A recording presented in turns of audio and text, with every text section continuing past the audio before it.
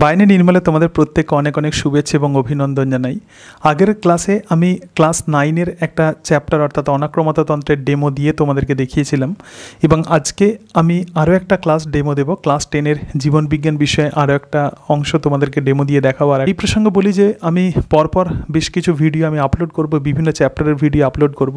এখন যেমন ক্লাস 9 এবং 10-এর ভিডিও আপলোড করছি, এরপরে ক্লাস 11-12-এর ও বিভিন্ন চ্যাপ্টারের ভিডিও আপলোড করব। এবং মনে হয় যে ডেমো ক্লাসে প্রধানত তারা খুব বেশি সময় দেবেন না, 10 মিনিটের হয়তো তারা কম সময় দেবেন এবং এই কম সময়ের মধ্যে কিন্তু তোমাকে একটা চ্যাপ্টার ভালোভাবে বুঝিয়ে আসতে হবে। যে বিভিন্ন অ্যাক্সেসরি বিষয় বলার থেকে তোমাকে কিন্তু মেন জিনিসে ফোকাস করতে হবে, অর্থাৎ তুমি যে বিষয়টা পড়াচ্ছ সেটা কত সিম্পল সহজ সরলভাবে তুমি উপস্থাপন করতে পারবে, কতটা মনোগ্রাহীভাবে উপস্থাপন করতে পারবে, সেটাই কিন্তু ডেমো ক্লাসে দেখা হবে। এর সাথে সাথে তোমার বডি ল্যাঙ্গুয়েজ, তোমার কিছু স্কিল দেখা হবে, তোমার প্রশ্ন করার ক্ষমতা, তার সঙ্গে সঙ্গে তুমি জানো কি না যে কোন বিষয়গুলো ইম্পর্টেন্ট, সেগুলো স্টুডেন্টসদেরকে বলছো কি না। তো এই বিষয়গুলো জেনারেলি ডেমো ক্লাসে দেখা হয় এবং তোমাকে এমনভাবে ডেমো ক্লাস দিতে হবে যে যাতে এরকম ভেবে নিতে হবে যে তোমার কাছে যত স্টুডেন্টস আছে তারা সবাই মোটামুটি অ্যাভারেজ স্টুডেন্টস, অর্থাৎ খুব হাই লেভেলের হাই ব্রিলিয়ান্ট স্টুডেন্টসের জন্য নয় অথবা খুব লো ক্যাটাগরি স্টুডেন্টসদের জন্য নয়, সবাই যাতে বুঝতে পারে। তো সেরকমভাবেই কোনো একটা পার্টিকুলার টপিকস তোমাকে ডেমো দিয়ে বোঝাতে হবে। এই অংশগুলো কিন্তু ডেমো ক্লাসে অবশ্যই ফোকাস করতে হবে এবং তোমরা প্রচুর ডেমো ক্লাস নিয়ে প্রচণ্ড দুশ্চিন্তার মধ্যে আছো এবং সেই কারণের জন্যই আমি পরপর ডেমো ক্লাস দেওয়ার চেষ্টা করছি। এগুলো তোমরা একটু দেখবে, দেখে দেখে তোমরা প্র্যাকটিস করবে, তারপর নিজের মতো করে তোমরা করে নেবে, তো তৈরি করে নেবে এবং ডেমো ক্লাসে যে চ্যাপ্টার দেবে সেটা কিন্তু লিখে নেবে, ঠিক আছে? তো লিখে নিয়ে সেটাকে তৈরি করবে, বারবার আয়নার সামনে দাঁড়িয়ে তোমরা এই ডেমো ক্লাস প্র্যাকটিস করবে। তুমি স্যার আপনাদেরকে আমি ছাত্র ভেবে নেওয়ার অনুমতি চাইছি, তো আপনারা যদি অনুমতি দেন তাহলে আপনাদেরকে ছাত্র ভেবে নিয়ে আমি আমার ডেমো ক্লাস শুরু করতে পারি। So thank you sir. তাহলে আপনাদেরকে ছাত্র ভেবে নিয়েই আমি আজকের ডেমো ক্লাস শুরু করছি। মর্নিং স্টুডেন্টস, আমরা তোমাদের ক্লাস 10-এর 4র্থ অধ্যায় পড়ছিলাম, অর্থাৎ বংশগতি সম্পর্কে পড়ছিলাম। আগের দিন তোমাদের আমি মেন্ডেলের দ্বিসংকর জনন সম্পর্কে বলেছি। তাহলে তোমরা কি কেউ বলতে পারবে যে কোনো একটা সুনির্দিষ্ট বৈশিষ্ট্য প্রধানত কিসের দ্বারা নিয়ন্ত্রিত হয়? একদম ঠিক বলেছো, কোনো একটা পার্টিকুলার বৈশিষ্ট্য জীবের প্রধানত দুটো ফ্যাক্টর বা দুটো জিন দ্বারা নির্ধারিত হয়। আচ্ছা, এবার তোমরা কি কেউ বলতে পারবে আমাদের দেহকোষে কতগুলো ক্রোমোজোম থাকে? আচ্ছা, আমাদের দেহকোষে প্রধানত 22 জোড়া অটোজোম থাকে এবং 1 জোড়া সেক্স ক্রোমোজোম থাকে, একদম সঠিক বলেছো। আর তাহলে গ্যামেটে কতগুলো ক্রোমোজোম থাকবে? গ্যামেটে একদম সঠিক, গ্যামেটে কিন্তু 23টা ক্রোমোজোম থাকে। তো যাই হোক, আজকে আমরা যেটা পড়বো এরপরেই তোমাদের চ্যাপ্টারে যে অংশটা আছে সেটা হচ্ছে বংশগত বিভিন্ন রোগ। তো বংশগত যে রোগ আছে বা বংশগতির বিভিন্ন যে রোগ আছে, তো সেই রোগের মধ্যে আমরা অলরেডি থ্যালাসেমিয়া সম্পর্কে পড়েছি। তো বংশগত রোগ বলতে আমরা কি বুঝি বা জেনেটিক্যাল ডিজিজ বলতে আমরা কি বুঝি, যেগুলো সিম্পলি আমরা বাবা মার থেকে যে রোগগুলো পাই তো সেগুলোকেই প্রধানত বংশগত রোগ বলা হয়। এবং এই বংশগত রোগগুলো আবার দুই ধরনের হতে পারে, একটা অটোজোমাল হতে পারে, অর্থাৎ আমাদের দেহকোষে যে ক্রোমোজোম থাকে এবং সেই ক্রোমোজোমের মধ্যে জিনের যদি কোনো পরিবর্তন হয় এবং তার ফলে যে রোগ হয় তো সেটাই হচ্ছে অটোজোমাল জিন ঘটিত রোগ।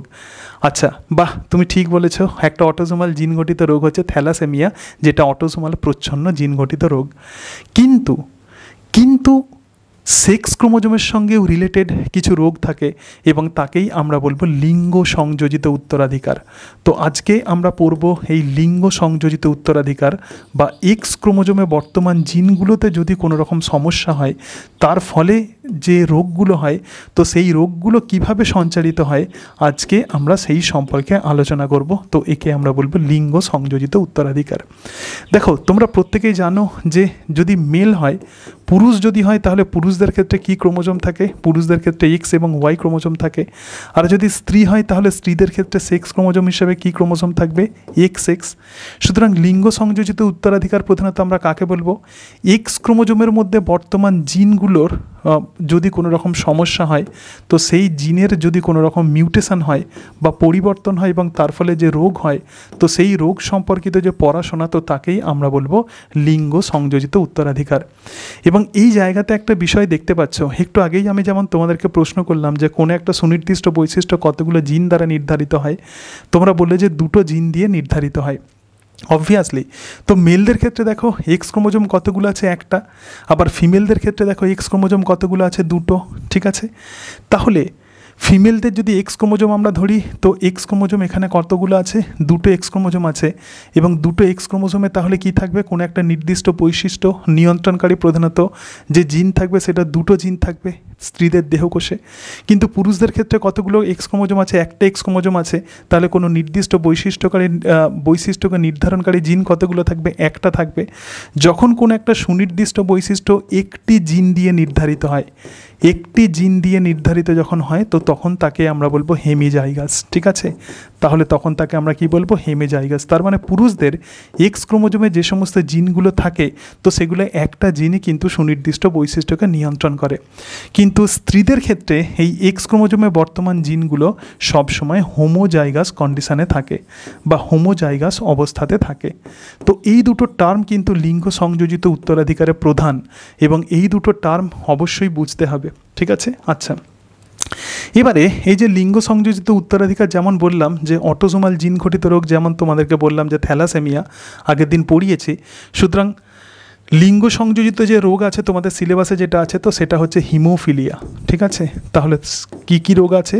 হিমোফিলিয়া রোগ আছে, এবং তার সঙ্গে সঙ্গে আরও এক রকমের রোগ আছে, তো তাকেই আমরা বলবো বর্ণান্ধতা। হিমোফিলিয়া মানে রক্ততঞ্চন ব্যাহত হওয়া, মানে ধরা যাক দেহের কোনো জায়গা আমাদের যদি কেটে যায়, সেই কাটা ক্ষতস্থান থেকে প্রধানত রক্তপাত হয়, এবং রক্তপাত কত সময়ের মধ্যে বন্ধ হয় বলতে পারবে? একদম সঠিক বলেছে, 8 মিনিটের মধ্যে রক্তপাত প্রধানত বন্ধ হয়ে যায়।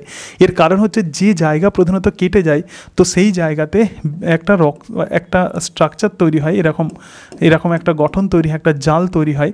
হিমোফিলিয়া রোগ প্রধানত এই ক্লটিং ফ্যাক্টর 8 এবং ক্লটিং ফ্যাক্টর 9 যদি না তৈরি হয় বা ডিফেক্টিভ যদি হয়, তাহলেই কিন্তু রক্ততঞ্চন ব্যাহত হয়, এবং এর কারণে কিন্তু প্রধানত হিমোফিলিয়া। ঠিক আছে, অর্থাৎ তখন এই জাল আর তৈরি হতে পারবে না ক্ষতস্থানে, এবং তার ফলে ক্রমাগত রক্ত পড়তে থাকবে। আর লাল সবুজ বর্ণান্ধতা, প্রধানত লাল এবং সবুজ রং চেনার জন্য বিভিন্ন রকমের আমাদের চোখে প্রোটিন থাকে, তো সেই প্রোটিন যদি কোনোভাবে ডিফেক্টিভ হয়, তাহলে আমরা লাল সবুজ রঙকে আলাদা করতে পারবো না। সুতরাং দেখো, এই জায়গাতে যদি আমরা এক্স ক্রোমোজোম ধরে নিই, তো এক্স ক্রোমোজোমে যদি স্বাভাবিক জিন থাকে, এবং এই স্বাভাবিক জিন কি তৈরি করে? স্বাভাবিক জিন প্রোটিন তৈরি করে। এগুলো সব কিন্তু প্রোটিন। আমরা প্রত্যেকেই জানি যে জিন মানেই হচ্ছে ডিএনএর একটা অংশ যেটা প্রোটিন তৈরি করে, কিন্তু এই জিনে যদি কোনোভাবে মিউটেশন হয়, তখন এই প্রোটিনও ঠিকঠাক কাজ করতে পারবে না, এবং তার ফলেই এই সমস্ত বংশগত রোগগুলো হবে। এখন প্রশ্ন হচ্ছে যে এই বংশগত রোগগুলো কিভাবে সঞ্চারিত হয়, সেটাই আমরা দেখব। তো সেটা দেখার আগে প্রথমে তোমাদেরকে একটু আইডিয়া দিয়ে দিই যে লিঙ্গ সংযোজিত উত্তরাধিকারের কিছু বৈশিষ্ট্য প্রথমে তোমাদেরকে জানতে হবে। তো লিঙ্গ সংযোজিত উত্তরাধিকারের প্রথম যে বৈশিষ্ট্য, দেখো এক্ষেত্রে আমি কিছু বৈশিষ্ট্য লিখছি। তো প্রথম যে বৈশিষ্ট্য, তো সেটি হচ্ছে যে পুরুষরা এক্ষেত্রে বেশি ভোগে। পুরুষরা বেশি ভোগে কেন? কারণ পুরুষরা বেশি ভোগে, কারণ পুরুষরা একটি মাত্র যদি ডিফেক্টিভ জিন হয়, তাহলেই কিন্তু পুরুষরা এই রোগে আক্রান্ত হয়। তার মানে পুরুষরা হেমিজাইগাস অবস্থাতে আক্রান্ত হয়, এবং সেই কারণের জন্যই পুরুষরা লিঙ্গ সংযোজিত রোগগুলোতে বেশি ভোগে, আর স্ত্রীরা প্রধানত হোমোজাইগাস অবস্থাতে আক্রান্ত হয়। এবং এর সাথে সাথে দেখো, এক্ষেত্রে ক্রিস ক্রস উত্তরাধিকার দেখা যায়। এক্ষেত্রে কি দেখা যাবে? ক্রিস ক্রস উত্তরাধিকার দেখা যাবে। ক্রিস ক্রস উত্তরাধিকার। ক্রিস ক্রস উত্তরাধিকার মানে কি? ক্রিস ক্রস উত্তরাধিকার মানে প্রধানত গ্র্যান্ডফাদার, মানে দাদু থেকে মা, এবং মা থেকে আবার সন্তানের মধ্যে এই রোগ সঞ্চারিত হয়। অর্থাৎ মেল থেকে ফিমেল, আবার ফিমেল থেকে মেল, অর্থাৎ এটাকেই আমরা বলবো সেক্স বায়াসড। ঠিক আছে, তো এটাকে আমরা কি বলবো? Sex biased. তো এই দুটো বৈশিষ্ট্য প্রধানত লিঙ্গ সংযোজিত উত্তরাধিকারে দেখা যায়, এটা আমাদেরকে একটু মাথায় রাখতে হবে। তো এবার তোমাদেরকে বলি যে তুমি যদি যে কোনো একটা রোগের বংশগতি যদি বুঝতে পারো, অর্থাৎ তোমাদের তো সিলেবাসে দুটো রোগ আছে, একটা হিমোফিলি এবং আর একটা বর্ণান্ধতা। এক রকমের রোগের বংশগতির সঞ্চারণ তোমরা যদি বুঝতে পারো, তাহলে অন্য রোগটাও তোমরা বুঝতে পারবে। তো এক্ষেত্রে আমি হিমোফিলিয়া সম্পর্কে তোমাদেরকে বলছি। ধরা যাক মেল এবং তার সঙ্গে সঙ্গে ফিমেল। তো মেলদের ক্ষেত্রে সেক্স ক্রোমোজোম, এক্স ক্রোমোজোম কটা থাকবে? এক্স। এখানে ধরা যাক বড় হাতের এইচ লিখেছি এবং ওয়াই, তার মানে এটা স্বাভাবিক। ঠিক আছে, আবার দেখো যদি কোনোভাবে মিউটেটেড যদি জিন হয় x small H R Y, তার মানে এক্ষেত্রে এর রোগ হয়েছে। সুতরাং দেখো এক্ষেত্রে একটা মাত্র ডিফেক্টিভ জিনের জন্যই রোগ হচ্ছে, অর্থাৎ পুরুষরা প্রধানত হেমিজাইগাস অবস্থাতে আক্রান্ত হয় এবং সেই জন্যই লিঙ্গ সংযোজিত রোগগুলোতে প্রধানত ছেলেরাই বেশি ভোগে। আর স্ত্রীদের ক্ষেত্রে জেনোটাইপ তাহলে কত রকমের হবে? দেখো এরকম হতে পারে XH মানে এই ফিমেল কিন্তু স্বাভাবিক হবে, এবং তার সঙ্গে সঙ্গে এরকম হতে পারে XH এবং X, তাহলে দেখো এই জায়গাতে কি আছে? ডিফেক্টিভ জিন আছে, তার মানে এ কিন্তু স্বাভাবিক এই ফিমেল, কিন্তু এ কিন্তু বাহক। ঠিক আছে, এর সঙ্গে সঙ্গে দেখো এটা হতে পারে X এবং X, তার মানে এ কিন্তু রোগগ্রস্ত হবে। সুতরাং দেখো স্ত্রীরা হোমোজাইগাস অবস্থাতে আক্রান্ত হয় এবং পুরুষরা হেমিজাইগাস অবস্থাতে আক্রান্ত হয়, এবং সেই কারণের জন্যই লিঙ্গ সংযোজিত রোগগুলোতে পুরুষরাই প্রধানত বেশি ভোগে। সুতরাং আমি একটা তোমাদেরকে আইডিয়া দিয়ে দিলাম। এবার যদি কালার ব্লাইন্ড হয় একই রকম ঘটনা ঘটবে। কালার ব্লাইন্ড বা এক্ষেত্রে বর্ণান্ধতার ক্ষেত্রে একটা মাত্র ডিফেক্টিভ জিনের প্রভাবেই কিন্তু পুরুষরা এই বর্ণান্ধ হয়ে যাবে। আর স্ত্রীদেরকে বর্ণান্ধ হতে গেলে কিন্তু অবশ্যই তাদেরকে হোমোজাইগাস অবস্থাতে আসতে হবে, অর্থাৎ দুটোই তাদের ক্ষেত্রে কিন্তু ডিফেক্টিভ জিন থাকতে হবে। যদি হেটারোজাইগাস অবস্থায় আসে তারা বাহক হবে, কিন্তু মনে রাখবে তারা কিন্তু স্বাভাবিক হবে। অনেক সময় এটা আমরা ভুল করে ফেলি যে বাহক মানে আমরা ভাবি যে স্ত্রীরা রোগগ্রস্ত, কিন্তু সেটা নয়। স্ত্রীরা এক্ষেত্রে স্বাভাবিক হবে, কিন্তু তারা কিন্তু এই রোগের বাহক হবে। এবার একটা প্রবলেম তোমাদেরকে দিই, এবং সেই প্রবলেম দেখলে আমরা ভালো করে বুঝতে পারবো যে কীভাবে এই লিঙ্গ সংযোজিত উত্তরাধিকারের বংশগত সঞ্চারণ ঘটে।